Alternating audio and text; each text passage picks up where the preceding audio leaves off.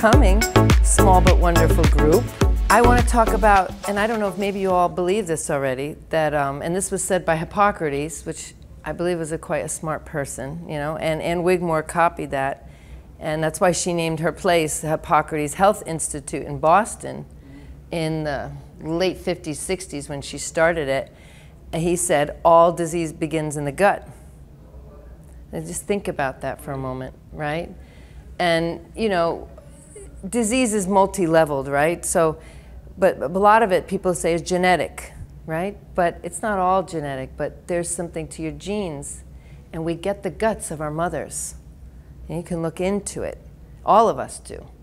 And so this is why it can be genetic also, is because it's coming down through families. And so a lot, though, depends on what you feed your gut and what you feed your mind, right? When you're very little, I want you to think about this, actually so little that you're still in the womb. And you come out. And your organs are still developing, you know, when you come out. That's why babies don't have teeth. They don't have, all their organs are still changing. Even their head isn't hard completely. That's why they can come out. And when they come out, the first thing, the perfect food they eat is what? Breast milk, right? Not all of us got so lucky, or some of us got some. And they were taught, Linda and I, we were all talking about how in the 60s and 70s, how they were promoting all these women to not breastfeed because they had a better formula. And this is from a factory. And a lot of women were so insecure and was believing and got brainwashed and they didn't do it. But when you drink, when the baby drinks the milk, it is the first time it's drinking through its mouth, right? Because when it's in the uterus, it doesn't eat through its mouth. What does it eat through? Right? The belly button, the umbilical cord, and it goes in, and it goes into their gut. And it is creating, right, what's going on in the gut for life. Now, when they come out, I don't know if all of you remember this because you were so little or you were around a birth, but when the baby first goes onto the breast, they go to the bathroom. And they call this meconium. And they make this poop that you're like, what? I mean, the lady told me he's going to poop, and I had my hand there, and I couldn't believe, and I'm a colon therapist too, so you know, you'd think I got used to it, but I don't usually hold poop in my hand. And I'm glad it was my boys, right? If there's going to be any poop I'm going to hold, it's my kids. And I was like, and I couldn't even believe, my husband was there, and he was like, and it was this black, like tar, and you wouldn't think a cute little baby could poop up such a big black poop. And it was tarry and gooey because it was in its gut, growing. It was holding it, it was its nourishment, right? And it was creating the inside of the body, and it comes out, and that's the first time they go to the bathroom. It'll never be like that again. And they start nursing, and the first time they drink, it goes and it coats. I want you to think of your digestive tract, because you all know it. You know a little bit, right? Esophagus, stomach, so the breast milk is coating. The first time, the first thing that ever goes down is creating pretty much the new microbiome, I love it. Microbiome, and goes through all the intestines. And it has colostrum, which everybody wants in plastic bottles now, but it has all this, it has so much nutrition in it, it's gold. In fact, it is golden. It looks gold, and it goes through and it creates the gut lining. If girls knew that that was what these are for, mostly, you know, I think a lot of them would do that. And if we didn't know, it's not a big deal, we didn't know, but it's sad we didn't get taught that. But that baby then has something really good to start off with, because inside the microbiome is the good and bad bacteria that can fight, and it's the immune system for the life of the kid. You're giving your kid a healthy life. Boom, it's like a ticket to health, right? If we back up a little, the moment the baby's born, that would be another ticket. If the baby can be born the way it's supposed to, right? Through the vagina and out, and not all the stuff that happens. You know, I grew up watching General Hospital, and I didn't want to have a baby because I was scared that it would end up like that. But that's not how most women have babies. Most women, they just squat down and they have their baby with other women around. Right. That's how it was always done. Yeah, midwives and very simple. And yes, some women die, but they die now too. I don't know that it was, I think maybe more get sick. But anyway, we're not going there. The whole point is the baby is now coming out and get squeezed with I'm doing a new term, a microbiome that coats the baby and creates a good healthy skin and moisturizer and gives them all this protection on the outside of their body. It's amazing. So then it goes on the inside of the body. And if the birth is calm and peaceful like we all want it to be, or we all will visualize that we had it, is that this baby has another ticket to health. And then if they're breastfilled, another ticket to health. And then you keep going. And a lot of us were in the 70s, and every time we were sick, what did doctors give us? Antibiotics. And so we got antibiotics, which destroys the microbiome. All right? And then, I don't know about you, but my mom stopped breastfeeding and then put me on either milk or formula, which also destroys the microbiome. They didn't know, right? I never got any. You didn't get any, right? So a lot of people didn't get any, which means you got to really take care of yourself. But you didn't know that, right? If you knew it, you might have helped you. But now you know it. Yeah. It's not too late. So these things create this healthy life. It creates an immune system because your good bacteria lives in the gut, and the bad too. We're supposed to have 80% good bacteria and only 20% bad, which means yeast, okay? And the bad bacteria are also, there's some cancer and some pathogens. You could even have a little bit of parasites in your body as long as they're only 20% or less. But if they start to grow, and the only way they grow is if they're in the environment they like. And what do they like? They like sugar, so they grow, and they like an acid environment, which is caused by acid-forming foods, which is a lot of foods that we like. In fact, all the foods that you're like, I have to eat, are them telling you, I need to stay alive. It's a survival thing. You can't blame them in a way. Send it down or I'm going to die. And then if you don't eat it, if you don't take your drink every night, or you don't eat your chocolate every day, or your French fries, or your coffee, you start to feel like I'm going to die. But you're not dying. Your bad guys are dying. And that is what detoxing is, whether it's alcohol, crack, chocolate, maple syrup, bread. You know what I mean? That's what it is. And so this dis-ease has a lot to do with an out of balance. Okay, that's really what I'm going to. Hello, I'm glad you came. It's an out of balance in your gut. It's not you're crazy, it's not, for sure we've all had emotional issues, emotional problems, traumas in our life. But when it's a physical, chemical out of balance, it sometimes can be hard to get the mind wrapped around it. So Ann Wigmore, who I feel is somebody that is an amazing pioneer of life, and that's where I'm coming from. I'm coming from the Ann Wigmore Natural Health Institute that started in Boston, and then Brian Clement in her split, he kept the name, and she was this sweet little old Lithuanian lady that didn't know any better and went, okay, and walked away from 30 years of a name and went to Puerto Rico, where it's warm, sunny, beautiful, shiny people live there. The beach is right on it. And she said, I'm going to buy this because I want people to come year-round and be able to detox in a place that is growing food year-round. And I think she also liked the vibe of the Latin people there because they have such big hearts. And they're not in a rush. Well, some of them aren't. If they've been to New York and back, they've kind of been.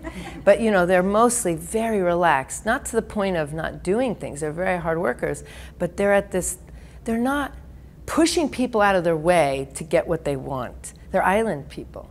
And island people are extremely loving, and they put family first. And at Ann Wigmore, they think of you, whoever comes, as their family immediately. And so there's this treatment of love and respect, and they take care of us there, whoever comes. I was a student there. I went as a student 20 years ago. I told you my first bienvenida, my welcoming with Leola, and I stayed there as a student for a week, and I fell completely in love with it because it's so simple, and we're not trying to sell you things. You joined the program. The program is these 2 weeks of balancing your gut. So low glycemic fruit and very low fruit, right? We could be giving you bananas like crazy because Puerto Rico's growing bananas like crazy. You can find them at gas stations. They give them away. But if we give you a lot of bananas, it's going to feed the bad guys, right? So when people don't want disease or inflammation in their body or pain or swelling, even if it's in the belly, right? Even the swelling in the belly that we get, then when they eat a lot of green food with a little probiotics that I'll tell you at the end how to make, some sauerkraut or this thing called Rejuvelag, which is a fermented cabbage drink, and this is what she taught. It changes your gut and you slowly don't even want it anymore. And instead of having these fluctuations in your life and your day and your sugar levels and cravings, you start to feel, it won't be like this, that would be, you know, it's like this, like a calm ocean, and your pain goes away. And I'm not here to say, I promise you your pain will go away. I'm here to say, I watch people every 2 weeks, that's why I'm still working there, their pain, their swelling go down. Their emotional pain calm down. They feel connected to nature, which for them, most of them is like God. They go barefoot on the beach. They lay down a lot. They take care of themselves. They connect with different people because we have such a beautiful array of kinds of people. Men, women, different nationalities, different cultures, islands, Europe, North America, you know, the northern, the southern. And we do small groups, like you said, small, where we can pay attention to you, but yet not bother you.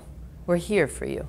And so this place really helps people understand how to get back in balance. Because, and Wigmore said it, she put all her faith in nature. 100%, not in man-made products. So this is where there's a differentiation between a lot of places is, we don't sell supplements there, we don't have doctors there. And some people, maybe they don't want to go because of that. We teach you that you have an inner doctor. And we want to help you wake it up. And when you clean your gut, you get woken up to that. It just happens naturally. A lot of you know a lot of stuff. You've already been on a path, or you wouldn't be here at this place today. And when you are already on a path, it's good to keep going, right? And some of you come because you want to help other people, but we all know, I think you all know that you got to start here, right, with yourself. Because I can't help anyone, my kids, my husband, my parents, right, even as they get older, unless I am balanced. And the better balanced I am, the more helpful I can be.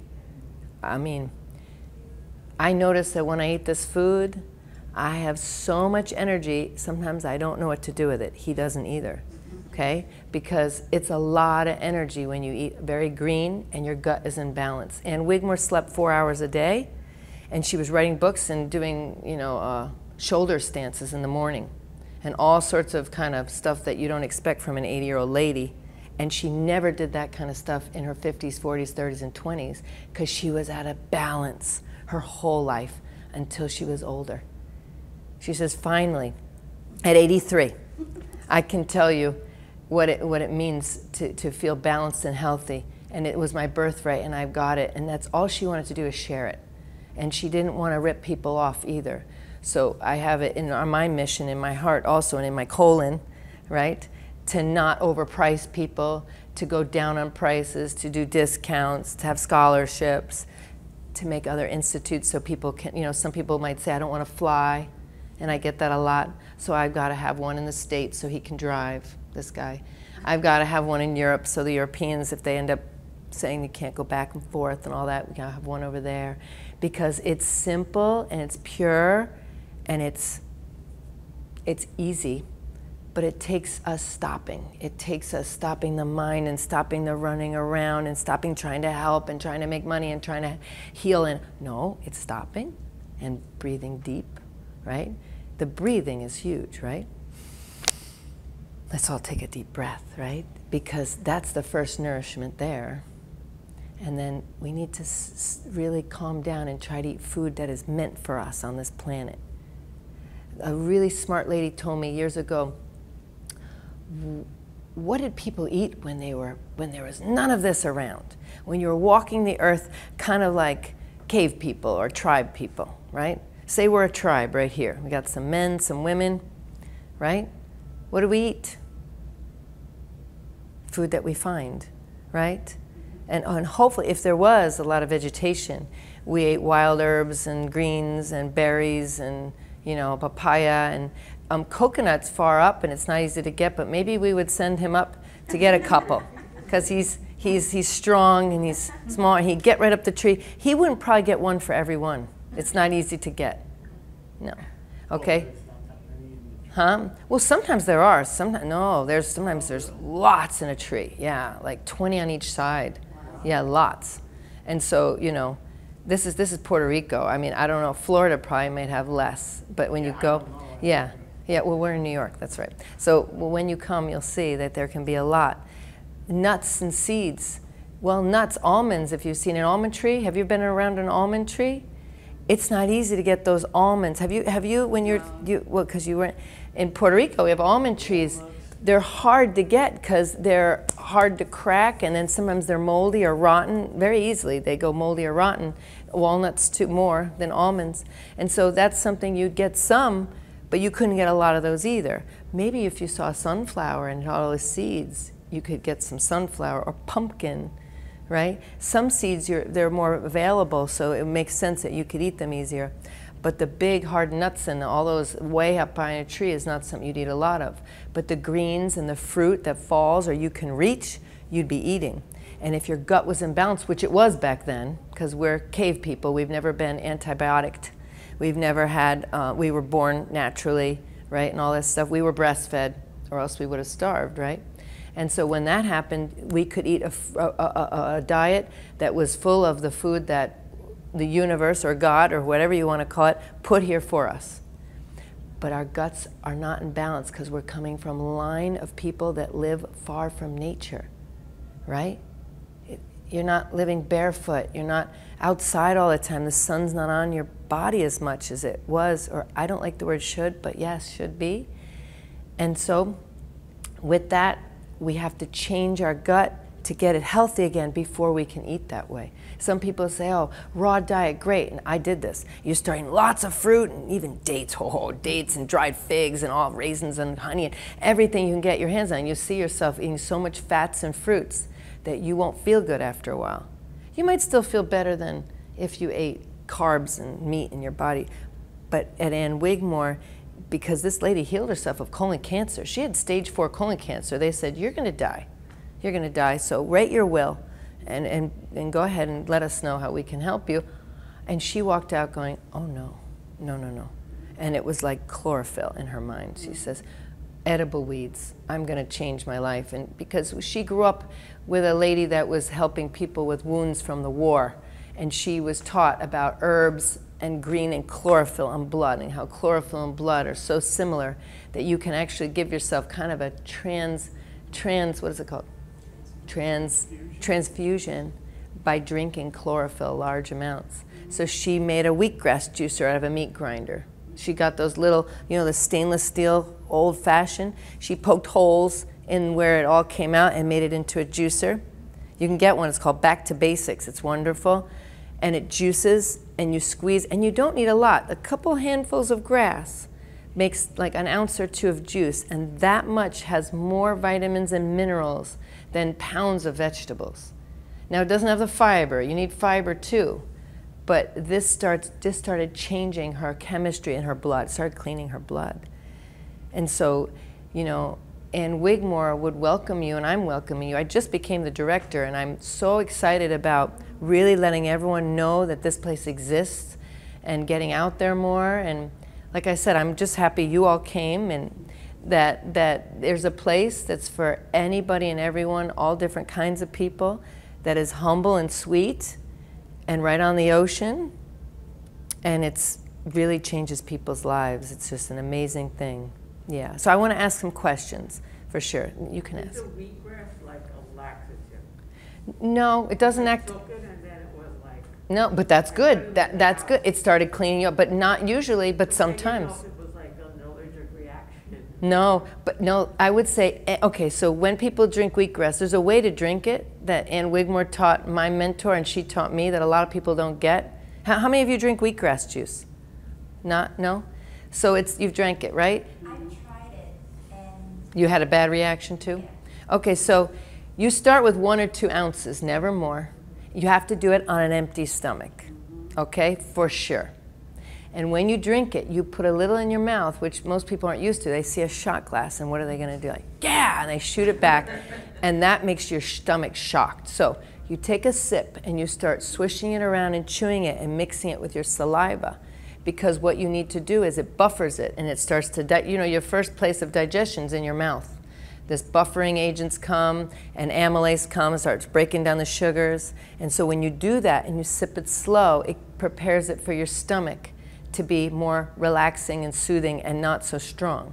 And you keep doing that slowly. And then you don't eat for at least 15 to 20 minutes. If you don't feel good, if it starts to, it starts to work on your stomach because it's cleaning, you can drink some water 20 minutes later, right?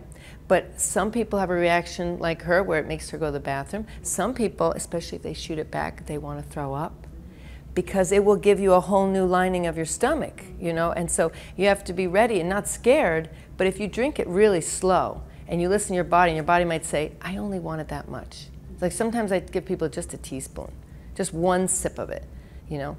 Great for your gums, too. Great for your gums. I mean, I've been giving people, he's been coming every couple hours, and I give him a little bit of the grass on the table, and he chews it and gets the juice, and then he spits out the fiber. Now, I've tried it a few times, and every time it brings on like a major migraine. So it's cleaning your body. So I don't know if you've taken medicine for migraines, or that migraine, well, you get migraines, no? Or you've never had a migraine before, and the wheatgrass brings a migraine. The only time I've been getting migraines, it has to do with like the full moon. Wow. So, Wheatgrass is sprayed with Roundup. it's what? Sprayed with Roundup, you know, pesticide. Well, hopefully not. Wheatgrass that's not, you know, legit. It has to, that is something, because I know in New York, there's a lot of shops that sell wheatgrass, and I would really be careful what kind of grass, that it should be organic. You know, I know we can't all get 100%. So make sure it's, there's a guy, are you in Manhattan? No, I live in Long Island. So there's Perfect Foods, is that the name? Harvey. Perfect Foods, and he delivers to some places in Long Island, and he's organic, so you want to get it from the right place, and you want to juice it in the moment you drink it. So I don't know if it was sitting around. I would start like that, right? And the thing is, when you juice it, you need to drink it within 10, 15 minutes, because it starts oxidizing, just like blended greens would. It starts getting brown, and it starts dying, right? So you want to drink it fresh. Now, I'm not here to scare anybody, but a lot of people had a hard time drinking wheatgrass when Ann Wigmore first started, because she was she was working with a lot of people with cancer, with AIDS, drug addicts, all sorts of people in the streets in Boston. She was like a missionary. She'd go up to the people and say, wouldn't you try some of this wheatgrass juice? And if you get near someone who's extremely toxic in any way, they're gonna go, oh, no, they're gonna start to feel nauseous, even the smell of it. So she said to them, I have another way to put it in you. I have another way to put it in you. And so she'd say, so this is the way. And she'd say, I'm going to teach you to do an enema. And you're going to go in there and do an enema. Or I'm going to send you to Julie to get a colonic, right? And clean your colon gently and lovingly, really gentle. And it's not, and it's gravity. And then we're going to put a little bit of wheatgrass juice in the rectum, and you lay there. And your body, what it does is, you don't have to stand on your head to get it in your body. If you lay there, and everyone in the medical profession gets this, it goes in and it starts to come through the rectum wall and go on the vagus nerve. And the vagus nerve, if you know, goes to every organ. It's like roots, like this. And it comes up and it goes to every organ, the liver, the pancreas, the spleen, the stomach, all the way up to the back of the brain. And so she would start helping people cleanse that way, because this part of them was too used to, the tongue was too used to salts and oils and fried and meat and ice cream, that if they drank it, they would feel so sick. So she started doing it that way. If you drink it, will it go to all those places also? Or just Well, it will, but not, it will take longer, a lot longer, and not as efficient. Kind of like anything. That's why, you know, doctors knew to do that with suppositories and different, you know. But it goes in your bloodstream, but it takes longer because it has to go in your stomach. And it does clean, because it's not like water. It's more like the consistency of blood. So what it does, it's coating stuff, and it starts drawing mucus out. So a lot of us don't realize that we have mucus along the walls of our esophagus and in our stomach. So if there's a lot going on in there, it's cleaning, you know, before. So at Ann Wigmore, we serve it to you every morning here, but then you have me as an enema teacher. I'm real fun, and I teach people how to do an enema, and then I inspire. I'm an enema inspirationalist, because then I inspire them to put that in every day. And you're doing this. I tell people, this is liquid sunshine, and you're going to put the sun where the sun don't shine. And I tell them you're going to put it in there, and it really does do an amazing, miraculous thing. I mean, it's an ancient thing, grass, especially if it's organic. And so when it goes in there, it starts changing the chemistry. It makes it so pathogens don't want to live in you. Yeast hates grass, wheatgrass juice. Cancer can't live because it's so much oxygen. Yeast too. Yeast doesn't want oxygen. They want a tight, acidic, no oxygenated area to grow, right? Mold, fungus, cancer, parasites, that's what they like. They can eat the sugars and lay more eggs or produce more yeast. It's produce more cancer. So the key is, no matter what your disease is, it's the same kind of protocol with a couple of changes.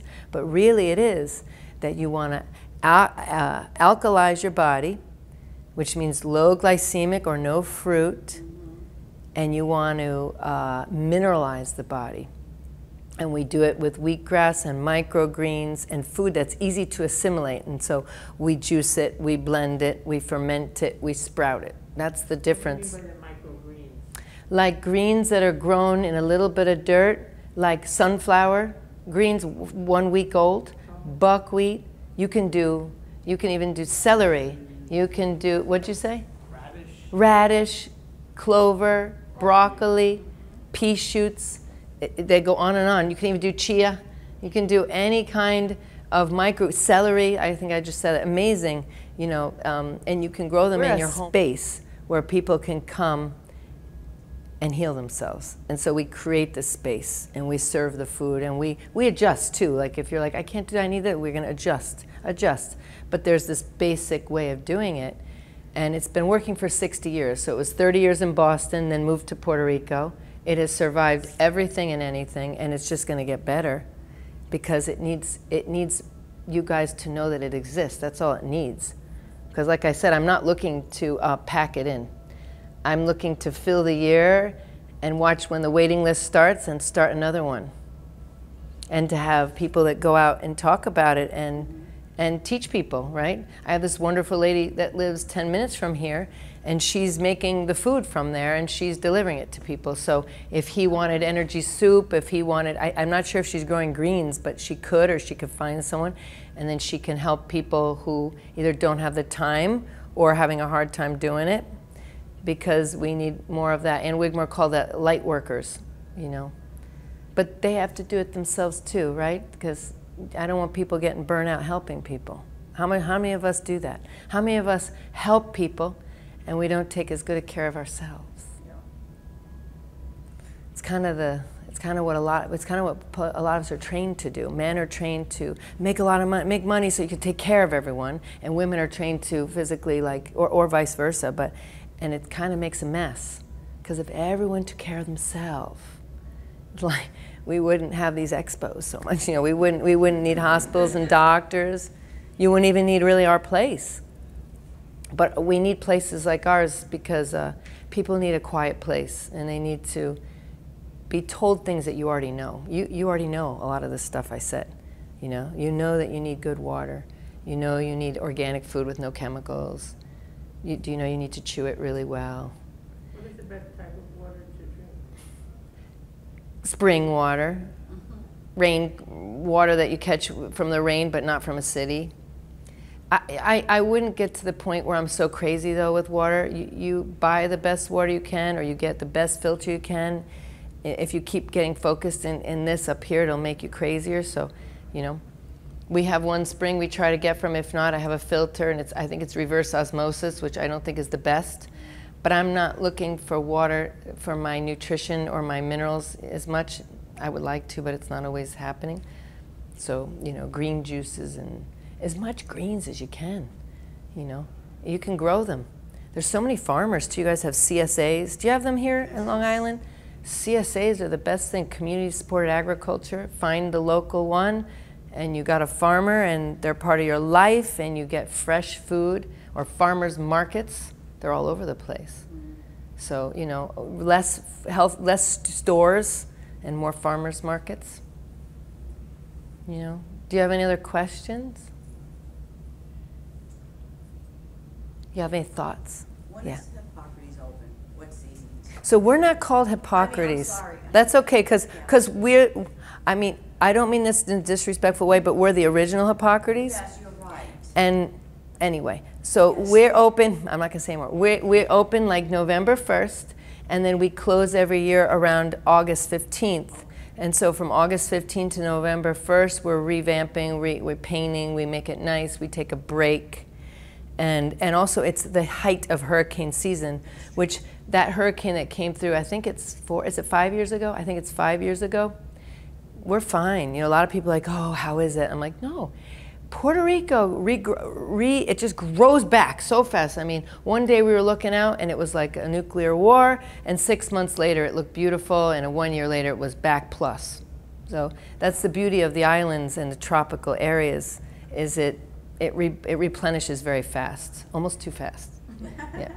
Okay, so we close, but eventually we're going to start. We do outreach programs, so we're going to like be coming out and doing plays. Like I want this man to do the program. So once New York opens up a little more, right, we'll do something in the East Village where we'll have workshops, and you could come, and you'll hear about it if you sign up for our newsletter, you know, and.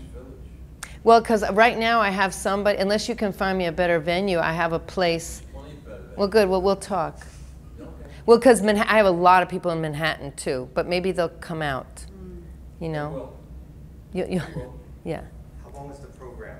Yeah, so Ann Wigmore wanted you to do it 3 weeks, right? Because she said 21 days to get these guys really in shape, to get them balanced. You know, a lot of us have never been balanced. We came into the world out of balance. And then didn't get the breast and didn't get the, so it takes, and sometimes it takes longer. And Wigmore used to say, really, you need 3 months, but she'd say, to come to the program, you need at least 2 weeks. Now, if you said to me, I can only come for a week, I'd say, then do it. Because in a week, you learn a lot of stuff and you start to feel a lot of changes. But, you know, there's a time where the body just needs to cleanse.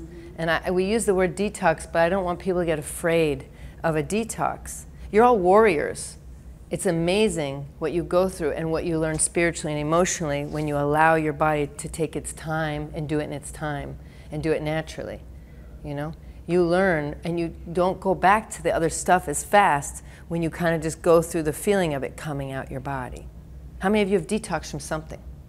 Even if anything, right? You've stopped something and then you went through a detox. I'll never forget as a kid watching Little House on the Prairie, and Albert, remember Albert, do you ever remember? Albert was the son, and he got into the doctor's cocaine. I don't know how. And I remember being a kid and being like, holy shit. This kid was sweating, they had to give him ice baths, and he was like, ah. And I remember being like, I will never do cocaine. Never. Just that show, you know, I mean, I don't know that I would have anyway, but I saw that, and I've seen people go through detoxing, and sometimes it is alcohol, but they're not telling us, you know, because a lot of people drink a glass of wine every night or have a couple beers, but that doesn't mean they go through that, because Ann Wigmore said, when you're nourished every day with the food, the proper food, you don't go through it that way. That's when you kind of starve it hardcore. Ann Wigmore was not into fasting, because she said everyone's sick for the same 2 reasons. She said they're deficient and they're toxic. Okay, so intoxication of what? What could you be intoxicated with? Crap. Crap, alcohol, sugars, salts, oils, fats, carcinogens, chemicals. Attitudes, thank you, here we go. Attitudes, fear, anger, right? You can be intoxicated, right, with grief, guilt. Okay, here we went. We just went into all this intoxication stuff. What could you be deficient of? Minerals. What were you going to say? Greens. What? Greens. Greens, right? Chlorophyll, minerals, vitamins, enzymes, water, hydration, balance, love, sleep, relaxation, oxygen. Do you understand? What, did you say something else? What?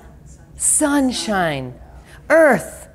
I want everyone to take your shoes off and go outside on that grass today. before you go back to wherever you live. You gotta watch out for ticks now. No, out on this grass here. No, because if you go into the fear, you won't do what's good for you. So be careful with that. Go to the beach.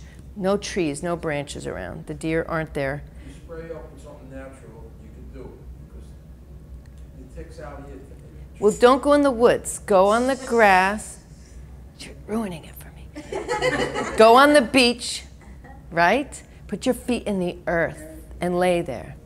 We came off the airplane, and I didn't feel great because we had a crazy landing for me into JFK, and I ate some crackers that were too heavy, and I was like going to lose my crackers. And then instead, I got to South Hempstead to my mother-in-law's house, and I was like, I need to go lay down out there. And I laid down, and I was just like, oh yeah. You know, I mean, are we supposed to be flying around in those tin cans they call airplanes? I don't know. I don't think so. But I did it to come here, and I'll do it to go back, and I'll do it again and again. But I need to put my feet, and you guys, I'm telling you, it's a huge thing. It feeds you. It's nourishment. It's electricity. You know, those biomats and all that, that's what it's doing. You know, I laid on the ground outside, and I had the same feelings of the biomat. And I'm like, okay, this is who became one of my best friends and mentors for the rest of my life. She sat me down at the juice bar. She said, here's a green juice, start here. You need to do a cleanse, and then you need to get on raw food. And I was like, okay, that sounds easy. Eat raw food. And I'm like, okay. So I started doing it. I did a cleanse with like green juices and wheatgrass juice, and I did my first enemas. I couldn't believe what came out of me. Almost like the meconium that my son, I was like, just stuff came out of me that I was like, you know, because I'd never done a cleanse before. And I grew up eating Twizzlers and Twinkies and Ring Dings, pizza. And so this cleanse, this stuff came out of me that was not a normal poop, kind of like the meconium, that had been sitting in me for a while. And I felt this, wow, different feeling up here. This and this are equal to each other. Whatever's down here is up here, and whatever's up here is down here. Means your thoughts affect here, and the crap, as you called it, affect here. So if you're full of crap here, you're full of crap here, right? And so this lady, I'm going to tell you, about 12 years ago, I heard she died.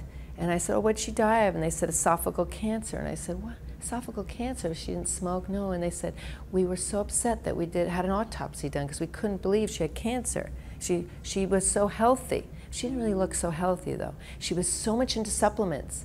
And this is what happens is people don't focus on what they eat, or they think, it doesn't matter, I'm taking these vitamins. So Ann Wigmore wanted to promote people not to be dependent on supplements, to focus on what you eat and get your medicine from your food and your nutrition from your food. And so this lady, when they opened her up, do you know what they found? Supplements and capsules all the way down her esophagus and into her stomach. And someone said she didn't drink enough water. And I said, yes, but also, how do you know when those gel caps open and close and where they go? And if your body can take in powder? Or do you think you're meant to, if we're cave people or tribes, do we eat powder? When would you eat powder?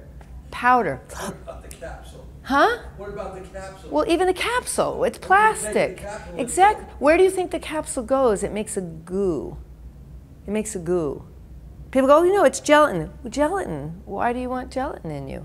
Even if it's a veggie gel. It's not right. And it's expensive. Yeah.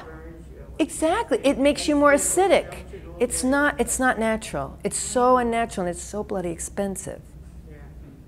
So do yourself a favor and try to eat a variety of colors, raw food, more green. Get it easy to digest, though, because this cleansing thing is very important, how to cleanse. I'm doing a free webinar next Friday. If you sign up on the newsletter, you'll get an alert that I'm going to do it, and you come see it if you want. I think it's around 3 o'clock. Yeah, and it's going to be taped, too. We're going to tape it so that it can be shown. It's important we get this news out, that we inspire, that you ask questions, that you try, you use your body as an experiment and as an adventure, and your mind and everything. We are at this place where we could be so much more than we are, but we have to clean our gut. Because this gut, this guy said yesterday, who was doing he was actually selling the saunas. Right. He said, your microbiome is God. He said, your gut is God and it wants you to be clean. I said, oh, I never thought of that. I love colon, so I love that that's God. He says, and if it's clean, you feel God-like. You feel, not God-like, like I'm going to take over. God-like, like pure and natural, and your ego is, you don't have that big ego. You feel like loving everyone and open and sharing, and you feel like receiving, and it's this whole thing. And these two nice people come to the Institute every year, and they know what I'm talking about. And my husband's done the program many times. And I live on it mostly, but I fall off too. And when I go back, it's just like, oh yeah, this is why I eat this way. Because I want to be the best Carolyn I can be. That's what I'm put on this planet for. I'm not put on this planet. And we all are, but we forget, right? So I'm here to remind you that you have so much power inside you to make yourself feel good. And it's your birthright to be healthy and not have any disease. Nothing should stop you from that goal. But we got to clean here and clean the gut. We got to clean it. Yeah, yeah. So you eat like fully grown kale? We only eat babies. That's right. Because they have the potential, eating energy. So once it's there, it doesn't have any more energy. So live food has to do with eating energy, right? Microgreens, a sunflower sprout that big, 7 days old. Are they going to kick? Am I already talking an hour? I got to watch out. Okay, you guys let me know. Go. Or just start walking out. No, don't walk. Don't abandon me. 1 week old sunflower sprouts, right? 1 week old have the potential to become what? I want you to think of what a sunflower sprout, what does a sunflower become? Huge. Big as me. Head as big as me. With how many oily seeds? Look at her earrings. How many oily seeds in my face would I have? Hundreds? 1,000 maybe? And it's like this. Okay, and people want that oil, and the birds want to eat the seeds. So much protein. So you're eating this that becomes a stalk, and the head goes from the east to the west every day, right? So much energy you're eating. You're eating potential energy. It's like quantum physics, life force, right? Sauerkraut. So cabbage is good for you, but it's very farty, and it's hard to digest. So when you break it up, I made some this morning, break it up in a grinder and slice them, mix it together and push it all down, no salt. In 3-4 days, you have fermented cabbage, which then, not only is it easy to digest, but it contains probiotics, okay? So the online program has course, every one of these things I'm talking about is a class. The online program is like $390. It's dirt cheap. At first we were like, it's worth $1,000. And then we were like, wait a minute. We want people to really, we want a lot of people to get it. And we were like, vroom. And we just went all the way down. If you come to the Institute and you do the program and you like it and you want to keep going, you want the online program, it's only $200. If you're there, you know what I mean? We're giving it half price because once you've come, we want you to go home and keep going. So we're doing the best we can. We are a nonprofit, so we have every morning yoga, really gentle flow yoga, and he does some Feldenkrais. I don't know if you know what that is, but a lot of nervous system work. Sometimes we have Qigong or Tai Chi, but not always. We have one lady that comes sometimes and does a chanting. But every day we have that. Every day, well, we have walks on the beach because we promote it. We have massages and colon therapy. And we sometimes have other therapies, like a friend of mine's coming soon to do magnet therapy. We're open to, we're open just to do other things, but it's quite simple. So we don't, a lot of times there are some people that are like, oh, it's so busy between eating classes. We have classes, right? So we have 2 or 3 lectures a day. And so, but what we really want to inspire people to slow down. And a lot of, like Rich was saying, like a lot of New Yorkers are like, well, what's next? What's next? And we're just kind of like, either take a walk, do some rebounding, or lay down and breathe, you know? And so, I know because I'm originally a New Yorker too, but I've been Puerto Ricaned, you know, and I have a Latin husband that's like, just take it down. Even though he's from New York, it's just really healthy to slow down. And so, you know, it changes the rhythm of your body to slow down. But we have plenty to do. Okay. And, I mean, some people just, you know, they like to lay in the moonlight, and they like to walk through the garden, or we do